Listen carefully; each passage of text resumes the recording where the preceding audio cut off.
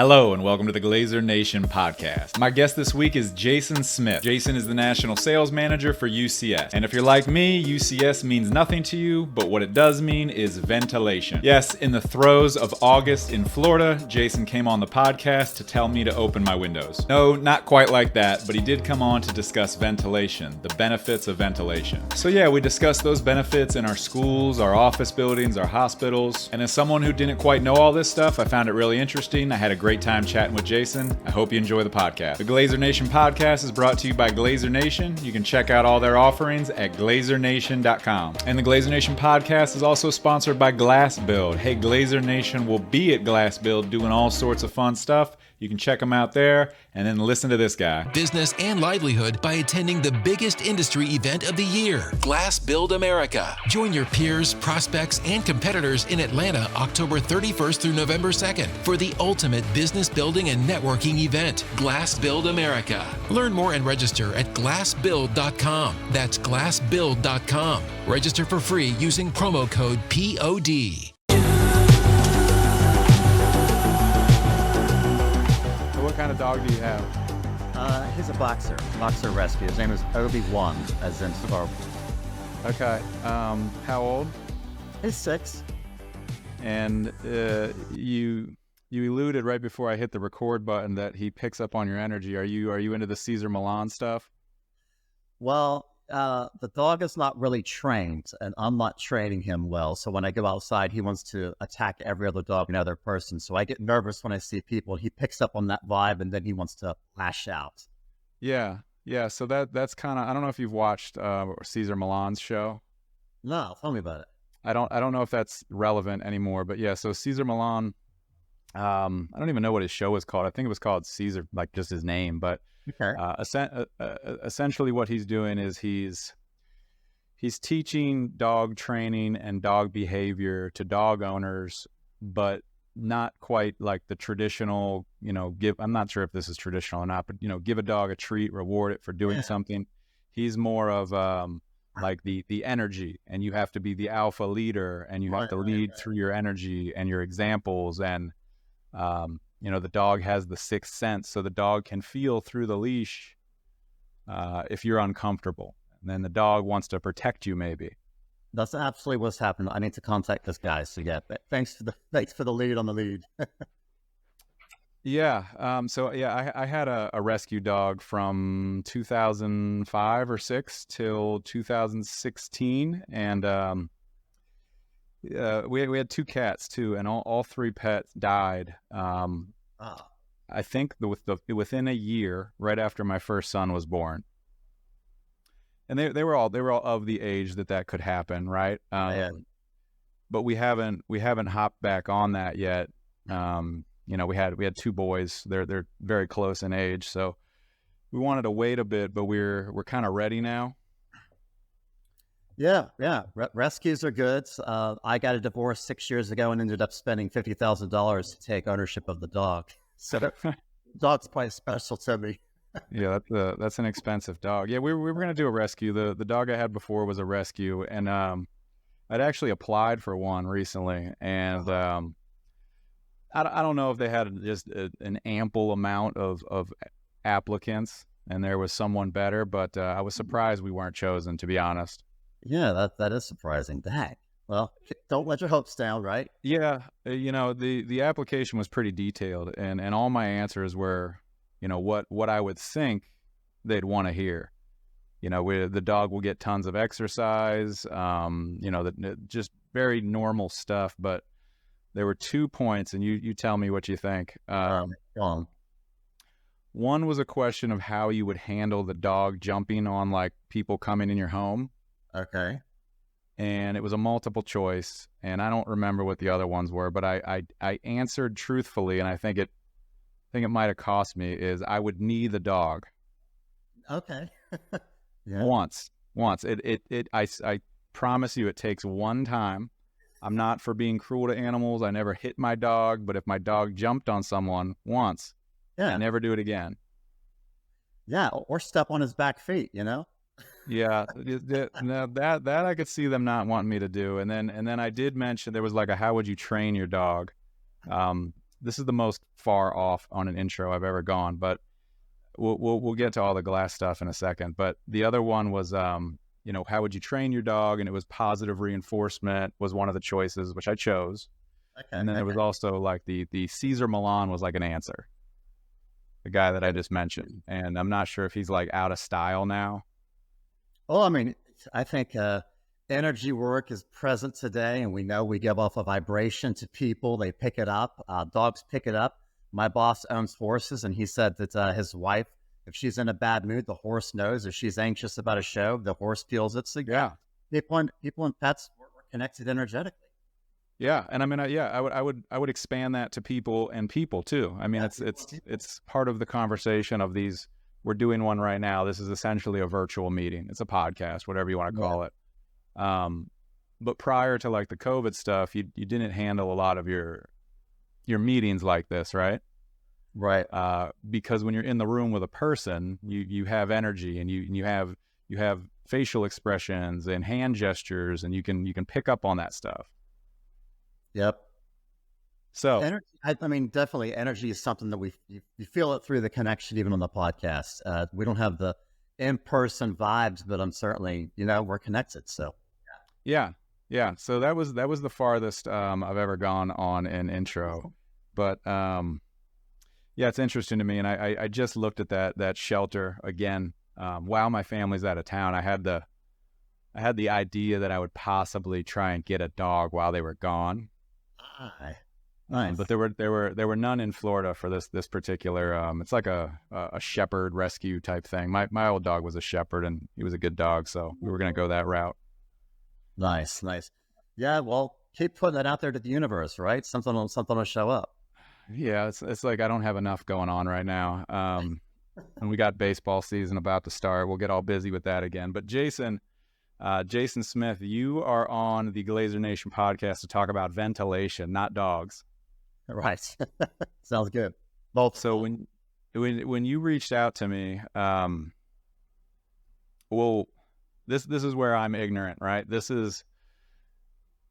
I'm an outside sales rep in the glazing industry in the state of Florida, and I was kind of the mindset that we weren't trying to have ventilation. And maybe Florida's an outlier, but tell me why we actually do want ventilation. I think there's three categories of benefits. The occupants of buildings, the owners of buildings, and the planet. All three are different sets of benefits. In Florida, we're kind of an anomaly because it's hotter here. I've been living here for 2 months now, and every time I walk out, if it's 6 a.m. or 7 p.m, I'm sweating my ass off. Yeah. And you're right. Who wants to open the windows now? But as you mentioned when we spoke a couple days ago, eventually it will get cooler, right? Yeah. A little bit. Yeah. Yeah. In our markets, the Southeast, where it is hot, nighttime cooling is going to be important as we enter into the fall. But also just having the ability to control your environments. Coming in from lunch break as a student, teachers may want to open the windows to get the CO2 levels out so that students can focus. Building owners like to be able to say they have a sustainable building. But also, last week I met with the deputy fire marshal of Manatee County for the afternoon, and he was explaining to me the need to get smoke out of buildings where they don't have to use tactical situations, but rather have windows open, skylights open, and vent flaps so that they can release hot gases and poisons and get in to see the fire. So I think in our market, there's a different focus, but nonetheless, it's an important part of building design. Yeah. When it does dip down here, I mean, my wife and I, the first action is to race and open all the windows and the doors, if it's below 70 degrees. Right. And that's probably, that's probably a human thing. We're probably drawn to fresh air the same way we do better with natural light. I'm going to assume. I have nothing to back that up. I'm sure you do. But Jason, what are some of the benefits for ventilation? It really depends on the situation. If we're in a classroom, it's allowing students to focus, retain information, perform better on tests, less anxiety. Fresh air helps. In hospitals, which we do a lot of work on, if you saw what happened after Katrina a few years back, Hospitals lost their power, the air conditioning went out, and nurses were taking furniture and breaking through glass windows in the patient rooms just to get some of the heat out. So different focus for hospitals, having the ability to control your environment again. In offices, it's about productivity, it's about energy savings, and it's about supporting the planet. So each market, each sector has a different set of benefits. Let me, and again, this is me educating myself here. Like I said, I was really of the belief that we'd mostly moved on. There are code regulations or requirements in Florida in schools to have an amount of open air ventilation, which I'm sure is related. So I just want to touch on one thing you said. So we definitely have studies that are done for natural daylight and how people are more productive, they're happier. Yep. And that's usually a big selling point for glass, right? For, I'm sure, the architect to the owner, for the glazers and the manufacturers to the architect GC team. But everything you outlined all sounds very similar. They've done studies for that stuff. They've got research on how people perform. Yeah, loads of research. There's a great new book out called Healthy Buildings. I've been studying that. I was just at MIT about a month ago meeting with Professor Glicksman, who's one of the masters of ventilation in our industry. And there's lots of work. There's lots of studies. There's formulas that we use to calculate volume of space and the needs for fresh air, depending on which way the building's facing, where it is in our climatic zone. So yeah, there is research just as there is the need for natural daylighting and how that impacts us. Fresh air has us feel good. I lived in England, the UK, Hawaii, and also Kenya. And all three of those countries that I lived in, there was no air conditioning in most of the spaces where I was at. And yet I felt amazingly connected to nature. And then I'm back here in the States, both in America and in the Middle East. 90% of our time in America is spent indoors. In the Middle East, it was about 99%. So I know I'm moving from car to building to office to home. And most of that time, if I didn't have a dog, is spent in a climate controlled environment. And that has an impact. I want that fresh air, Yeah, no, I think there's a lot to unpack there. I mean, I'm very much of the mindset of getting outside. I know I'm in a better mood when I've been outside. I know damn well my kids are in a better mood when they've been outside. Whenever my kids are driving us bonkers, it's always because we've been in the house, we've watched too much TV, whatever concentrated event not connected to nature that is happening in the house. Yeah. So I'm all for that. I want to hit one more time on the Florida thing. So like, where's the balance between, we don't want to waste, again, we kind of just talked about how we don't want to be in air conditioning all the time, but when we are conditioning these buildings, you don't want to waste it. Like, is there a cutoff point of how you do that, or what is the best way to achieve that balance? Yeah, the balance occurs from the BMS. The buildings that are coming out of the grounds across America, most of them have a BMS system, which is monitoring and controlling. Real quick, BMS is? Building Management System. Got it. Yeah, think of it as the brains of the building, and that controls your lighting, your temperature. It's monitoring what's happening inside out, rain, wind pressure. Those brains are programmed by a BMS person, a manager. Yeah. They enter in scenarios, and we would program scenarios that say if the temperature reaches 70 outside, open the windows. You give it the conditions from which it needs to respond, and then it's thinking and being smart. Ahead of the game. Yeah. I mean, as you're saying that, I'm thinking forward of how fine-tuned that could get with the use of AI and automation. What's even funnier is you remember the cartoon The Jetsons? Yeah, of course. Yeah.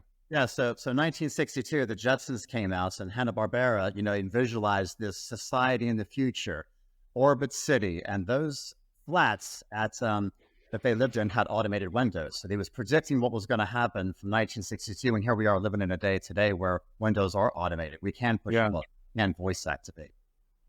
Yeah, and I mean, there's a lot more from that show that I think we're either already there or close to. Hey, I'm probably going to come up with another question or two on ventilation, but it's probably important to put in here who you are, Jason. You're give me kind of like why are you ventilation? What are you doing in the ventilation space? How'd you get into the fenestration space? Yeah. I've spent 18 years working in architectural product reps, conditions. I worked in daylighting and open air steel structures in multiple countries. That's my background. My passion is working with designers and architects to realize their vision. And 6 months ago, I was approached by a recruiter, and he said, "I've got this opportunity for you to join a business." I said, "Oh, that sounds lovely. Where are they?" He said, "They're Italian." I said, "Well, is it in the same industry?" He said, "No, it's in fenestration." I said, "Fenestration? What the hell's that?" I was actually nervous to Google it because I thought it was going to take me to a porn site. so I quickly looked it up, and I thought, okay, the arrangement of doors and windows on a building. This is interesting. So I said yes. And 6 months ago, I didn't know much about the industry, and I just had to quickly immerse myself into it, bringing energy, passion, but also a desire to learn. So I want to ask on that, but the company that you're working for now is where we get to ventilation. Yes. But it's not windows. No, the company that I'm working with is we make motors. We make the motors and actuators that open and close the glass windows on facades. Yeah. And is it only for windows and doors, or do they also make products that automate other items? No, these automators, there's over 200 of them, and they can move different levels of force from 89 pounds to 900, and they are for facade windows of all types. They are for skylights, roof hatches for smoke ventilation, and vent flaps on the facade of buildings, but also sun louvers like a brise soleil and pergola type. If it needs to be in motion, that's our job, is to move it. Yeah, so hopping back to the BMS with the use of automation and AI, that's kind of the direction that I'm assuming we're looking at for building design. Yeah, absolutely. When I was meeting with Professor Glicksman a couple of weeks ago, he said natural ventilation is only as good as the person who programmed the BMS. He said he goes into so many buildings across North America where the windows are open, it's blowing air conditioning, and it's hot. He said it's completely defeating the point and actually going against it. So yeah, this need for automation and smart systems has to be a coordinated effort. Okay, now your immersion into the fenestration industry, when you and I talked on the phone a couple of days ago, I mean, I was impressed. You sound like you know what you're talking about. So how did you get immersed that quickly? I'm a passionate learner. I interview people, meeting with the folks at MIT. I spent a month in Italy, immersing myself again in the business and learning, and just building a presentation. I'm working on a new AI presentation for architects. In order to walk the talk, I've got to know my shit. So I've just been digging in and really getting into it, but also looking at my life experiences and thinking, everything about my life, everywhere I've lived, every experience I've had has had some connection to this conversation. What brought me out of England was my mom got cancer, and she was going through a trial called a stem cell replacement. And we lived in the hospital in Atlanta for 2 months. And the most important part of the day was being able to open the window. Why? Because it gave her hope. It gave us a connection to the outside. And I started looking at all these incidents thinking, wow, this is an industry I can get behind because I can see it in every aspect of my life.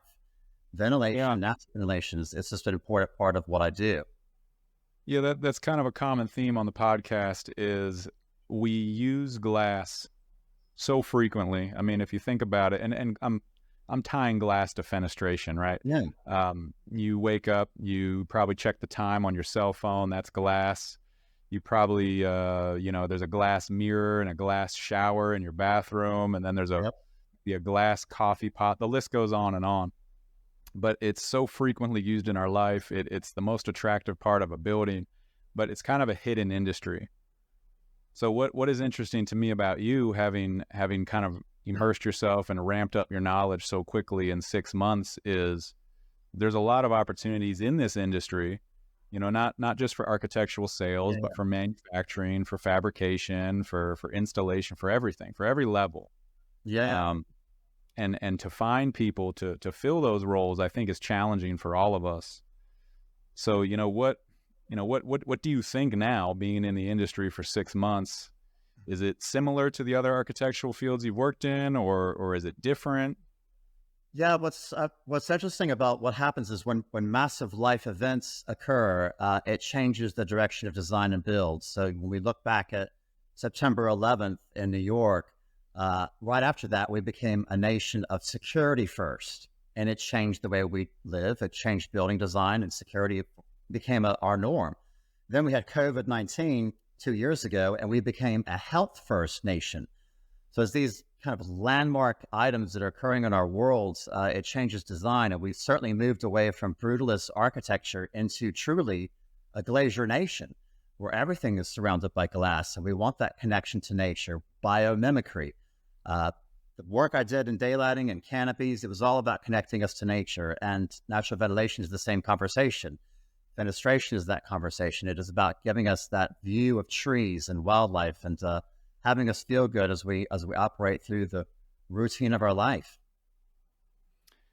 What maybe I don't know if this is a good question or not, but if someone was trying to pull someone to the fenestration industry from maybe a related industry, something else in architectural or construction, what should they tell them about the fenestration industry that you've learned that you like?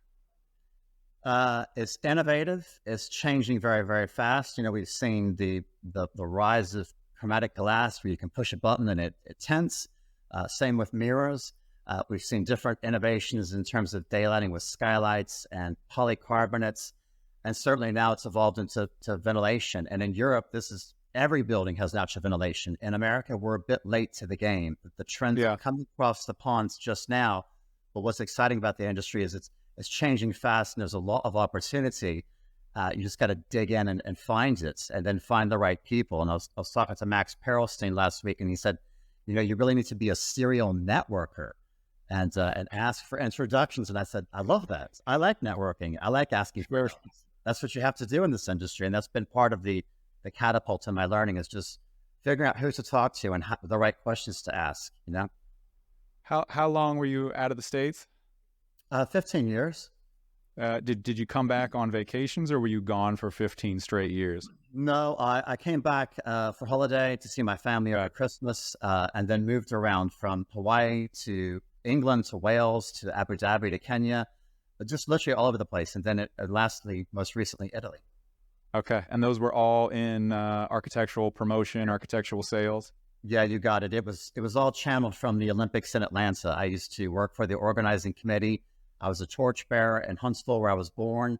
And after the closing ceremonies, I thought, when this thing's over, I'm out of a job, and I've never traveled outside of the South of America. And I thought, I got to say yes to the next opportunity. And I just decided to say yes to everything. And that yes took me to Sydney, to London, to the Middle East. And eventually it's brought me back home to America again.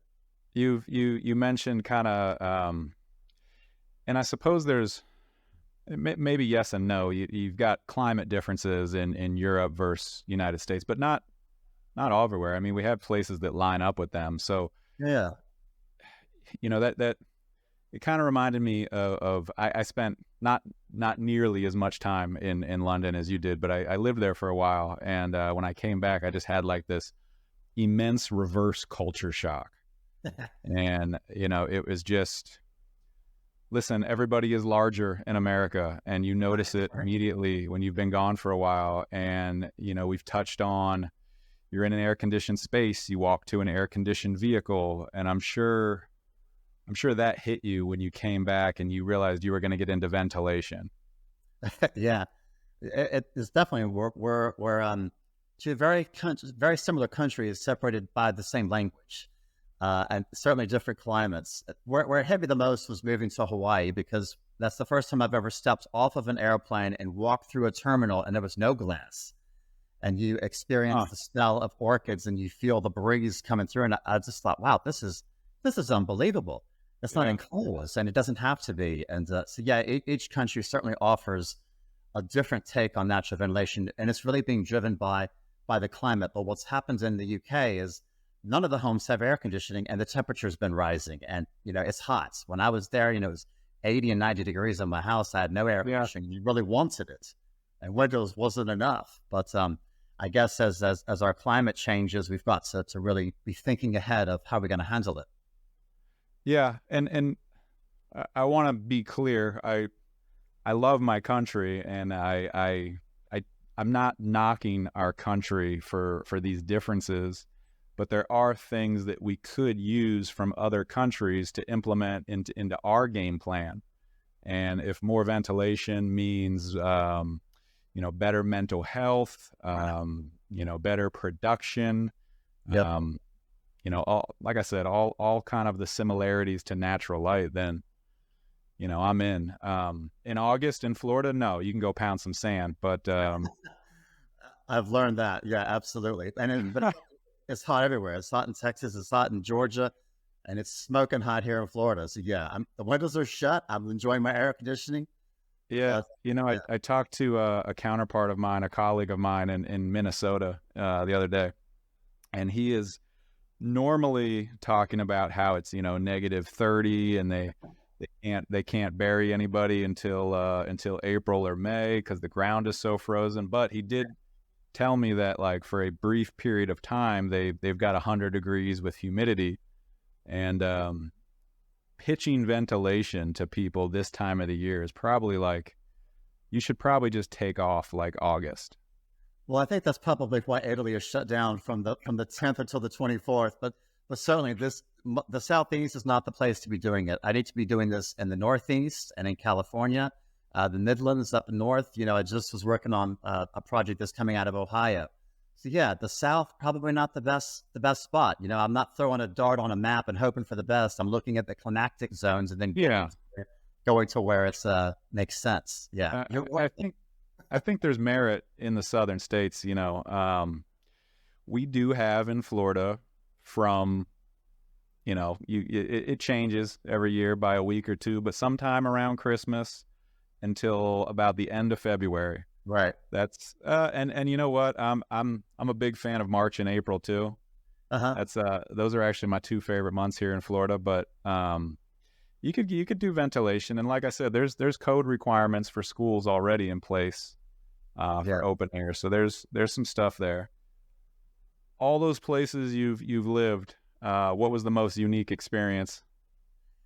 Everywhere I've lived, I've always gotten off the blacktop of pavement and immersed myself in the culture of who I'm with. In Africa, it was with the Maasai Mara tribe out in the bush.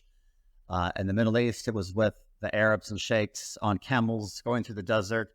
They've all been incredible because I don't feel like an outsider. I've not met a stranger. I immediately just want to get to know them and to understand the differences, but the similarities as well. And I love wherever I'm at. I'm loving being in Florida. I've realized that the average age is probably about 75 where I'm at. So I feel like a kid. But each place offers a new experience of a new culture.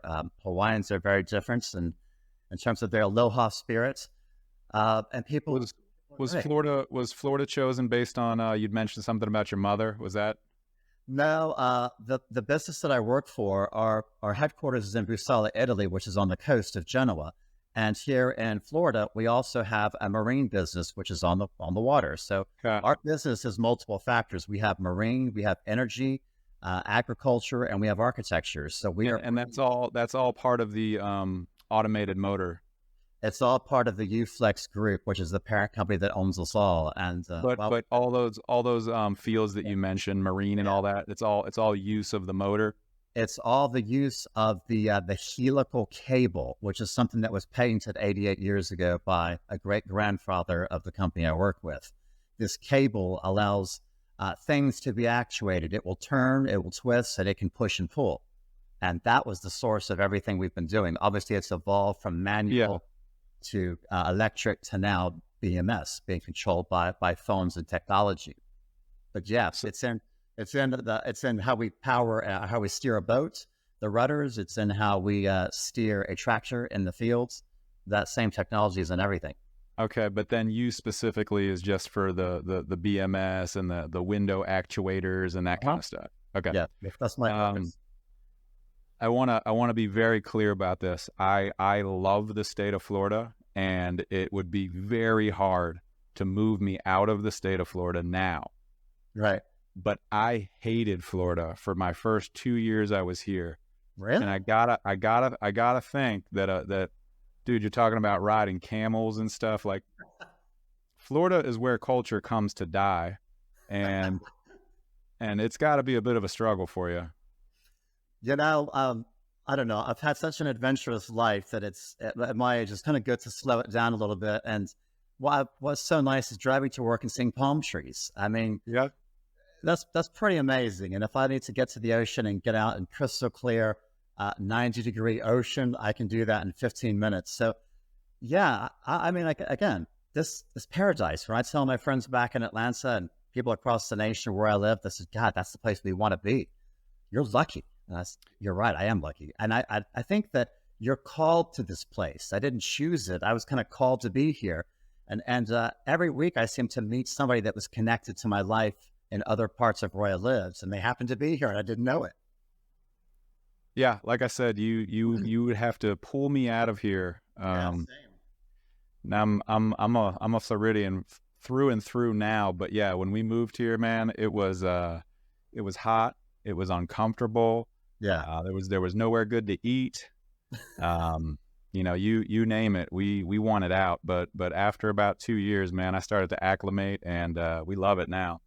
I do as well. I consider it home. I've told my family, they said, when are you coming home to visit? I said, when are you coming here to visit? Come on down to sunny Florida. And yeah, it is home. And I think every place I've been has led me to Florida. And this is a good place to live. I like it. So a very wide range of architectural sales, architectural promotion background. Yes. What advice would you give someone that was new to architectural sales? Yeah, I think it goes back to what we talked about a moment ago, John, which is be a serial networker. You know, network, immerse yourself in the Glazier Nation podcast, go to trade shows, really ask for support, but know your stuff, learn, and really dig in with it. There's so much to know. There's so many aspects. I like it, as I mentioned, because it's always changing. But I become obsessed with just knowing what I don't know and learning from everybody. You know, when I go out to dinners here in Florida and we're talking about what I do, people, their ears kind of open up and they thought, wow, natural ventilation. We never thought about that. I said, well, don't you feel nice when you're sitting outside on the terrace having dinner looking out of the ocean versus inside where it's air conditioning? They said, well, as a matter of fact, we do. So I think anybody coming into this industry, because I'm new to it, but I have a passion and energy for learning. And I think that's what you have to bring to any new job, but especially in our industry, because it's evolving. And what I've been fascinated by is I could pick up the phone and call someone in California and they will either know you or someone else. And although it's a big country, in our industry, we're small and we're all connected. And it's almost got this small town feel and Glazier Nation world of architecture.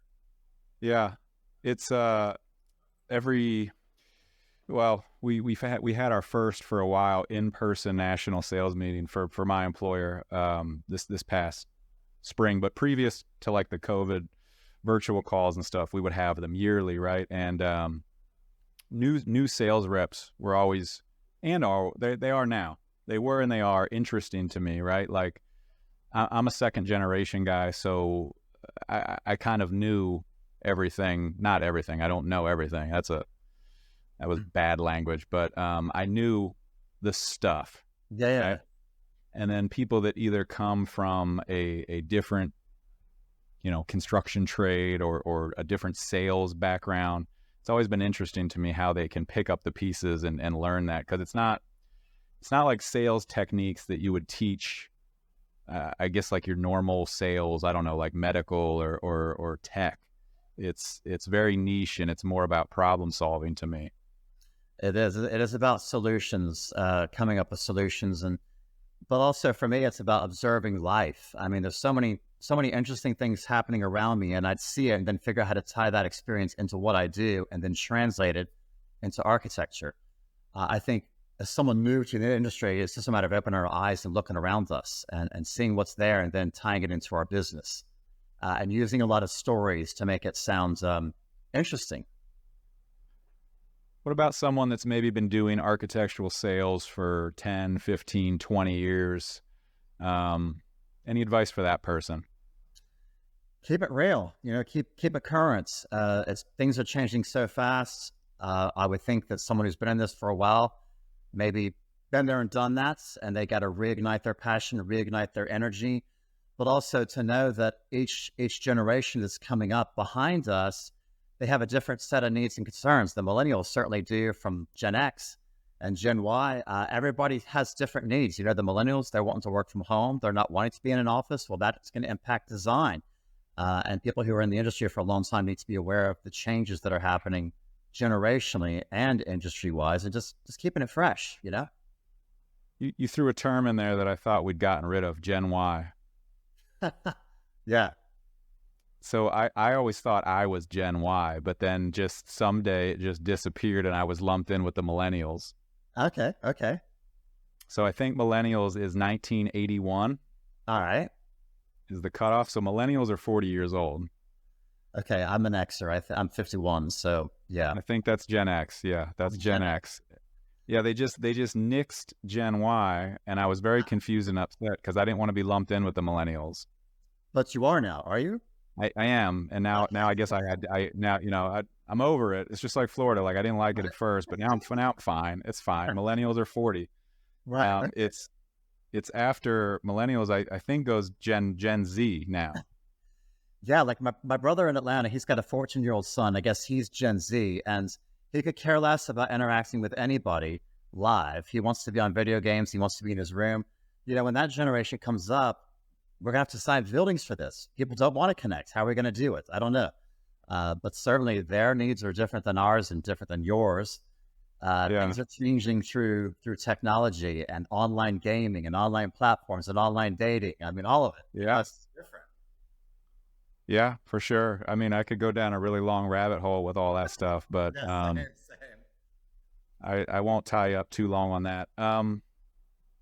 Any last notes on ventilation? I guess, we've talked about the benefits of ventilation, and I think we all probably agree, and everybody listening probably agrees as well. But is there like another aspect that's driving that demand for automation? If we look at what's happening in a very short period of time in our country, we, just this year, we've seen, a couple of days ago, they're banning incandescent bulbs. The gas range is moving away from residential. We're seeing the elimination of window air conditioning units in homes. All that's tied into green initiatives. And, this particular administration is on a fast track for sustainability. And it wasn't something I ever thought about. I became a lead designer. I bought an EV car, which has been a nightmare because I can't find anywhere to charge it in Florida. But I'm certainly trying to do my part in this. And I think window automation is a part of this. It is about having the ability to create an environment where we're not utilizing so much electricity for air conditionings in certain regions at certain times of day, because we know that those systems, HVAC, put up a lot of greenhouse gases, and those gases do have an impact. And I think the timing is just right for this to kind of emerge as a trend in North America. The Europe is a bit different because it's naturally cooler there, and they seem to be on the cutting edge of what's happening. And then those trends move away here. Well, now that we're seeing such a move towards green initiatives, I think we're going to see a lot more of this. I'm certainly getting the drawings and talking to architects and owners who are saying, "Wow, we never thought about this. You mean we can automate the windows?" I said, "Yeah." I talked to this one guy last week who said, "If I want the windows open, I just go over and open them." I said, "Okay, well, what if there's 1,000 on the building? What if you want each of them to open independently and have a different function?" "Oh, I never thought that." So that's when the BMS comes in, is you don't have to think about it. And that's the point. They're reacting based on a set of criteria, and that criteria is designed to help save our planet. Yeah, that is what makes it all make sense to me. Yeah. Right? Like, beat a dead horse in Florida, can't open the windows all the time, but like, yeah, there are times when you can do it. And then other states that do get hot too, like, okay, we still want ventilation, but don't open them at 3:00 in the afternoon when the sun's baking them, right? That's when we want them shut. It's all part of the plan towards sustainability. It is. And having a greater sense of control in your environment, just going back to now that we're entering hurricane season here in Florida, is knowing what's happened in the past and what we've learned from. Fixed windows in buildings create a problem when the power's out from hurricanes. We need a way of doing it. And automated windows work on battery backup. So you still have control of ventilation, even in a situation where we've lost power. And that happens. Yeah. There's another reason to have it in Florida right there. Yeah. We might go 6-7 years without a hurricane, but last fall we had two pretty decent ones. Yep. And the first, you mentioned something to me on the phone. You're a Lego builder. Yeah. So, all right. First thing is, one of our good family friends taught me that only Americans say Legos with an S. Oh. And you I said Lego. You said you said Lego. I know you are an American, but you've been away long enough that you've lost the S on Legos. Yes, correct. And that's fine. This was a childhood hobby, or this is something you've maintained? I've been designing and building Legos since my mom was probably seeing yellow bricks in my diapers. I've always had a passion for design and for building, and whether it's arrangements of flowers and architectural structures. There's a Eiffel Tower behind me. There's a bird of paradise in front of me. I've got Legos as art all around me. And it's a way of just disconnecting from the day that allows me to continue designing and building, which is my passion. I just transferred it to something that I can do at home and have a bit of fun. So we have a massive Lego problem at my house. Right. My 6-year-old, he just turned 6. He is obsessed with Lego. Yeah. But he doesn't really play with them. He just likes building them. Okay, I thought you were gonna say he likes to eat them. No. He wants to accumulate sets, and he wants to build sets. And he just had a birthday. I love He that. must have got. We gave him one. Every single one of his friends gave him one. Grandma gave him one. I'm running out of space. Yeah.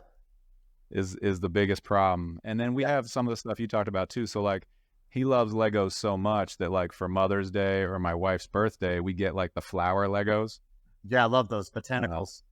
Yeah, and we have Legoland here in Florida. It's actually pretty close to where you are. I need to go to that. Legoland. Yeah, I got mixed feedback on Legoland. Okay. If they're listening to this, I'd like to talk to them. Right. I gotta check The first time we went, it was like amazing and magical, and my kids were just in awe, and everything is Lego, and they do an amazing job with theming. Like everything is Lego. But like once that awe went away, it kind of just became about like, what treats can we get, and it's too hot, and like, yeah, I got mixed results on Legoland, but I've got to check it out, especially if it's in my backyard, at least for the experience. Yeah, it might be worth checking out. I don't know. I don't know how much it'll hold your attention, but yeah, I've got Legos coming up to my eyeball. I think the plan. I don't know if you've seen this app. You can take a picture of a pile of Legos with your phone. Really? And it will give you like 30 different things you can build. That's awesome. Brick it. It's something with the word brick, like brick it or bricks. I'm sure if you search brick Lego, the show is not promoted by Lego, but yeah, it's pretty wild. I guess it has like, the camera, and then it can identify the pieces, and then it uses like, it must be coded or AI to, you take a pile of bricks, it'll show you how to build a duck, a car, whatever you want. It's pretty fun. Yeah, I think my dream job would be to be a Lego master builder. Well, you could do that at Legoland. I could do that. That's why I got to get there. Yeah, they build like they've got master builders there that build like the huge. Yeah. If you ever go there, they got stuff built that's 12, 20 feet tall, right? It's pretty wild. It's a good time if you're into Lego. That's amazing. I am, and I need to check it out. That sounds great. So yeah, sorry, two tirades about rescue dogs and Legos. I apologize for that, but we greatly appreciate your time, Jason, and you have definitely educated me on ventilation. And keep doing it, man.